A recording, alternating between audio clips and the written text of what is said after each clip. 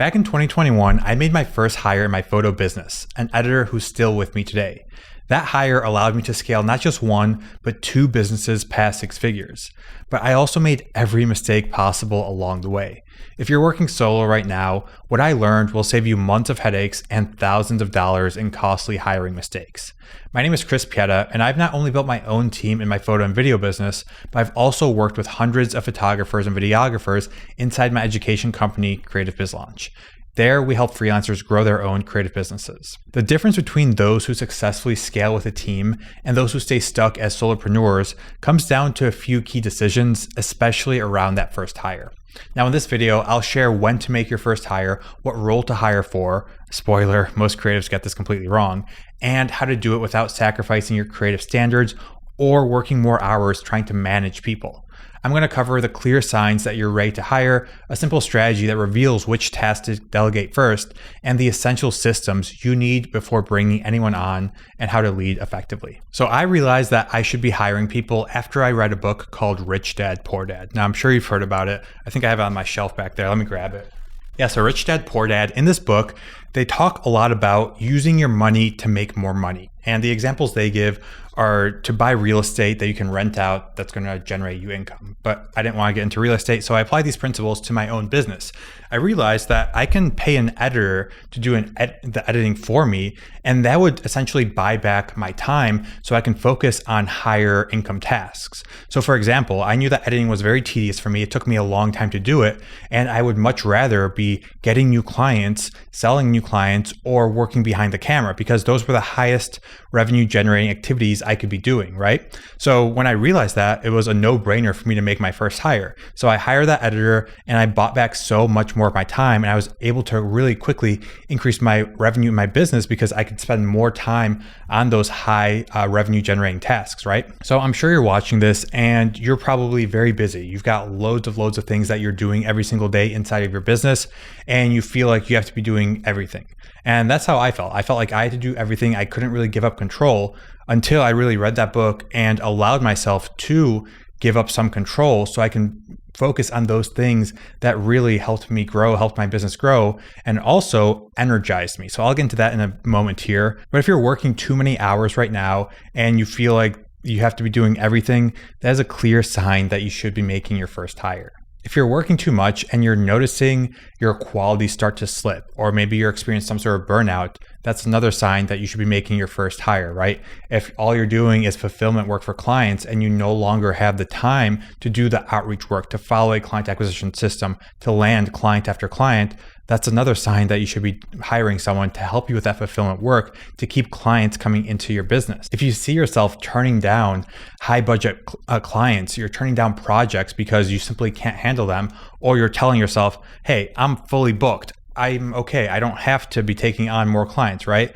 And if you want to be growing, well, that's a negative mindset, right? You don't want to have that kind of mindset if your goal is to grow your business to six figures, multiple six figures, right? You want to be able to take on projects when they come your way.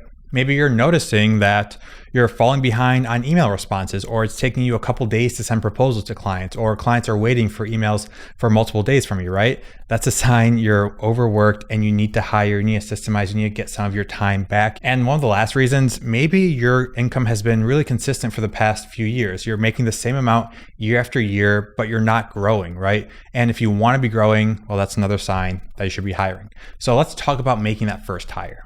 Thinking about who to hire first really comes down to the tasks in your business that you, one, enjoy doing the least, tasks that are also kind of inexpensive to hire for, and tasks that you can easily train someone else on. So as photographers and videographers, we're really good at the creative work. We're really good behind the camera, and that's usually the skill clients are paying us for, the work behind the camera. So we're probably not going to hire for that first. We're not going to hire a second shooter first. We're not going to hire to outsource us, the creative, first.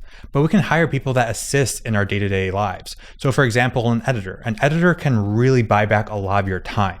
Either a photo editor or a video editor or both, if that's your business, they're going to save you loads and loads of time. And yes, you can train them to edit as good as you. You can train your style. You can train these kinds of things. That was a big limiting belief I had. I just didn't think that my editors could edit as good as me. And as soon as I started looking at different editors, interviewing people, sending them test projects, I realized that there were way better people than me out there. So I hired an editor, and she's been with me since for my photo side. And I've also hired a video editor who's also been with me since 2021.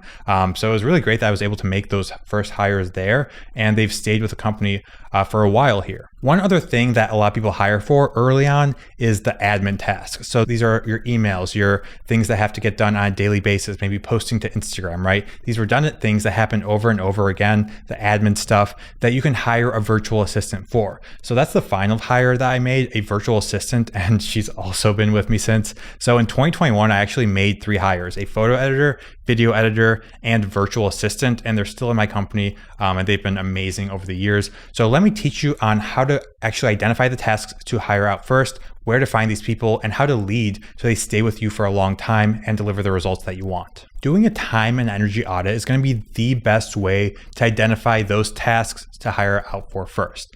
Now, if you've never heard of a time and energy audit, that's something that I have all of my Creative Biz Launch members do as soon as they join the community. And what this looks like is you set a timer for 15 minutes every single hour, every single day, and it's going to go off every 15 minutes. When that timer goes off, you're going to write down what you did those 15 minutes. And you're going to do this for 2 weeks. So after 2 weeks, you're going to have loads and loads of data of activities that you've done, right? Now, whenever you write down the activity that you've done, you're also going to write down whether that activity drained you or energized you, right? So did this activity give me energy or was it draining? So for example, maybe taking photos and styling scenes, that is really energizing for you. You love doing that. But maybe reaching out to clients is draining, or editing stuff is draining for you. Checking email might be draining, right? So you're going to note whether the activity is energizing or draining. And then the last thing that you're going to note for each activity is a $ amount associated with the activity. So what this means is how much money does this activity generate for me? So for example, checking email is probably a $1 activity. That does not really make you money, right? Going on Instagram and scrolling, that's a $1 activity. Taking photos, doing the work for clients, creating mood boards, well, that's probably like a $3 or $4 activity. Reaching out to clients, that's probably a higher $ activity. Going on sales calls, closing deals. Well, that is the highest leverage activity you can do because you're actively making money from that activity. So that's going to be a $4 activity here. So you're going to go mark each task. Is this task energizing me or draining me? Is this a $1 activity, $2, $3 or $4 activity? And then at the end of those 2 weeks, you have loads and loads of data that you can go through and see what you should hire first. So what do you think you should hire for first? Well, you're going to be hiring those $1 activities that don't really make you much money, right? You're going to hire for those first. And you're also going to try and hire for those things that drain you so that you can focus on the things that only energize you. And if you do this right, your calendar is going to be filled with activities that make you lots of money and give you energy so you can be productive all day long and not burn out, which is kind of crazy, but this is what the best leaders do. They outsource the things that drain them and the things that don't make them money, and they focus on those money-making tasks and the things that energize them. So now you know what tasks to hire for first. A lot of you, this is going to be editors, helping you edit things, right? For example, for me, shooting doesn't take that much time, but editing takes loads of time. So that's why I outsource that really early on, both photo and video. And my virtual assistant takes care of all those mundane things, pulling together lead lists, reaching out to leads with cold email, right? Categorizing those responses, those mundane things I don't really like doing. So that's how I prioritize hiring. And that's the best way I found to hire, because you're literally taking the things you don't like doing and hiring for those activities. Now, where can we find help? So for editors, I've always used Upwork for finding editors. Upwork and Fiverr, pretty much the same thing, but I've been using Upwork for my editors. And what I would do is I would create a test project on Upwork. So if I'm looking to hire a product photography editor, I would pull together like 5 or so photos in a Lightroom catalog, and each photo would have something kind of wrong with them that I wanted to test the editor on. So maybe one was color correcting, one was removing certain blemishes from a product, right? One was combining multiple images into something, right? So I have this test file, right, that I send to these editors. And after they apply to the job, they get this test file from me, and I'll have like 10 or so people go through this, and then I'll pick the best one for the editor, right? And the best one doesn't always mean the highest quality. It's a combination between quality and price, right? I want to get good value for the editor. So I remember when I was hiring my photo editor, I got a bunch of really great projects back. I got a bunch of terrible projects back. So those were easy editors to cut. But the ones that were all good, I looked at a few different things. So I looked at how quickly they got it back to me, how their communication was, right? Because a lot of editors may be based in foreign countries, so maybe their communication isn't as great or they're slow to respond. So you want to make sure that whoever you hire is quick to respond to you.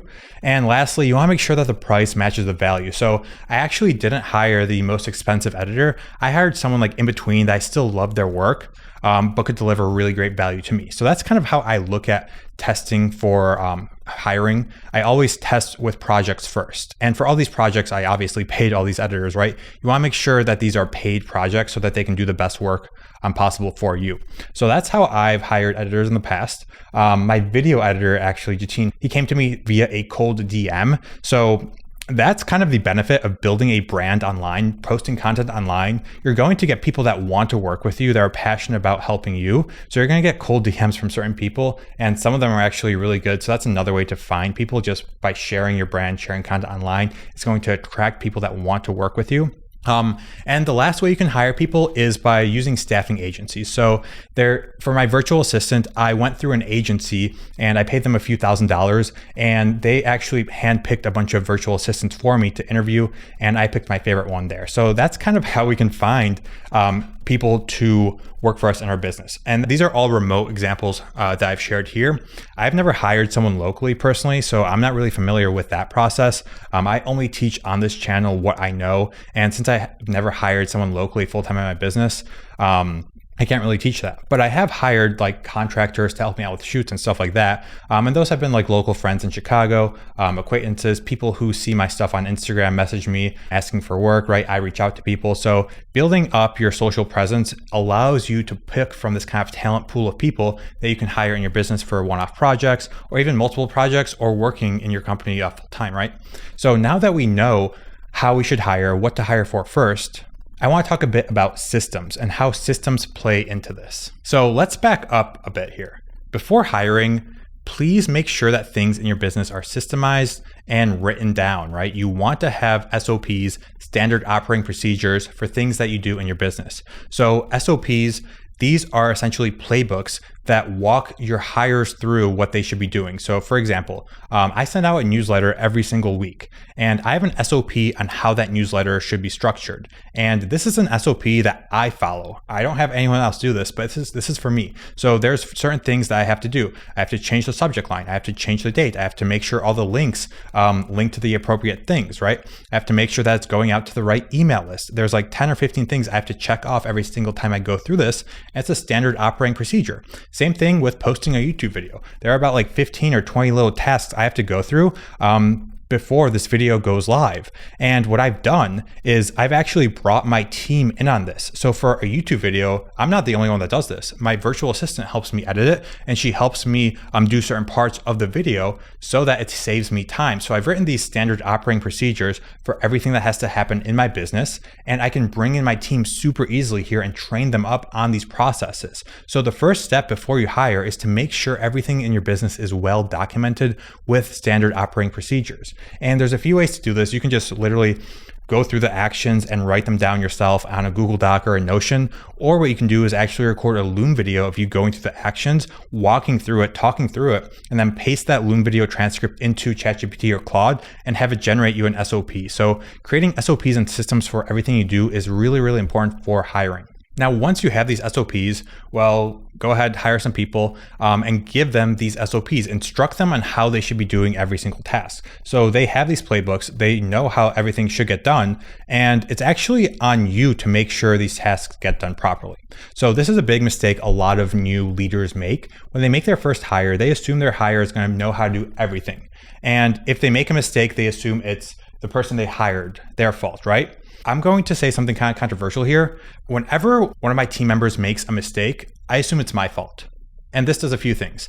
It allows me to figure out where I fell short in the process. Did I not train them properly? Was my SOP not good enough? Was it not clear enough? Where did I mess up in this process? That's the first thing I ask.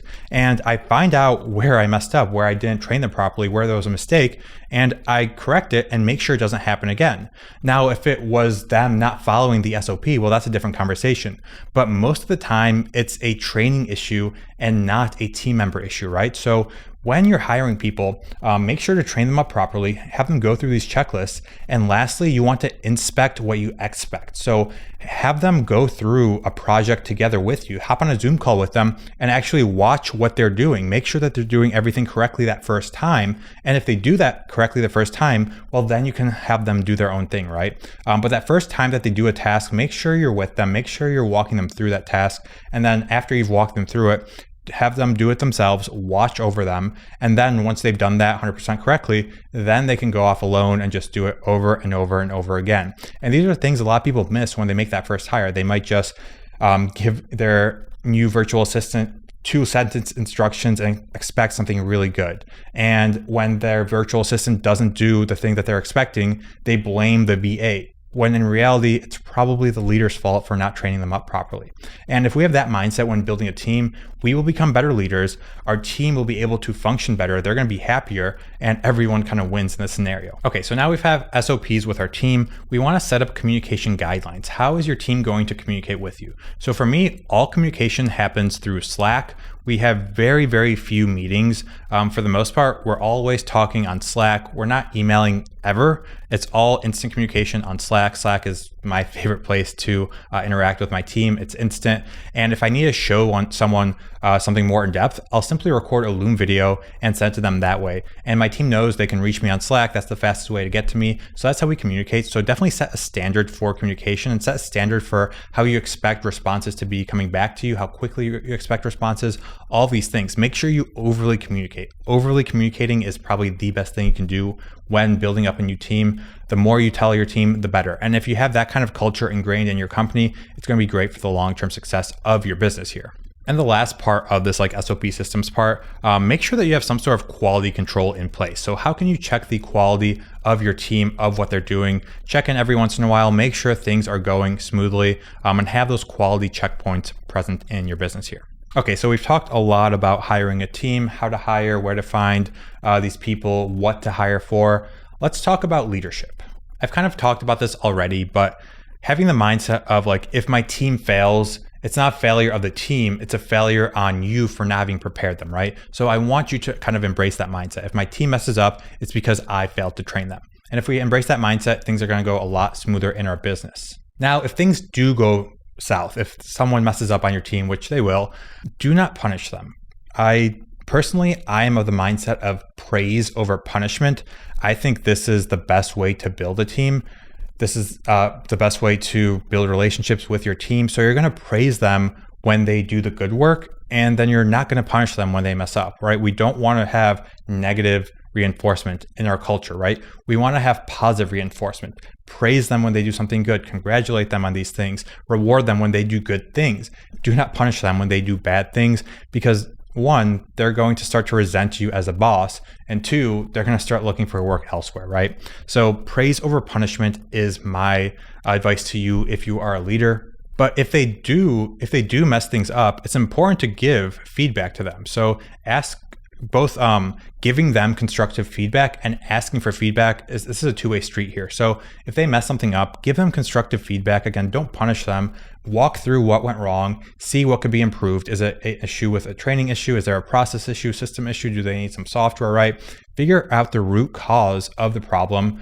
Once it's identified, we can solve it. So openly giving your team constructive criticism is going to go a long way. And this is a two-way street. So continuously asking for feedback for you as well. So at least once a month, ask for feedback on how you're showing up as a leader to them. And whenever they give you feedback, say thank you. You have to say thank you when you get feedback from your team, because if you start to fight the feedback, well, your team is going to be too scared to give you feedback in the future. So thank your team when you get feedback from them. Now, this is I think, the best way to lead your team, right? Have an open two-way street for feedback, praise over punishment, right? Have open communication channels here. And what this does, it builds confidence in your team, which is what you want. Once your team gets more and more confident, they can do more and more without you having to be there to hold their hand, right? It's really nice when you can just give your team a really simple set of instructions and they kind of take ownership of that. It takes a very long time to get there, but it's really worth it if you're leading by example, if you're showing up as a good leader here. And lastly, let's talk about taking responsibility. So when something goes wrong, if there's a system that fails, if an SOP isn't clear, take responsibility for it. Own up to it. Say like, oh, sorry, I wasn't clear in that instructions. I'm going to correct this. And then we can move forward with the correct instructions there. If you're not communicating properly, make that known to your team and address that concern before it becomes an issue. So if you notice that your team isn't communicating as quickly as you'd like them to, maybe it's an issue on your part. Maybe you're not instructing them the right way. Maybe you're not communicating fast enough and setting that example for your team. If you're giving unclear instructions to your team, they're also not going to be able to execute at the highest level possible. So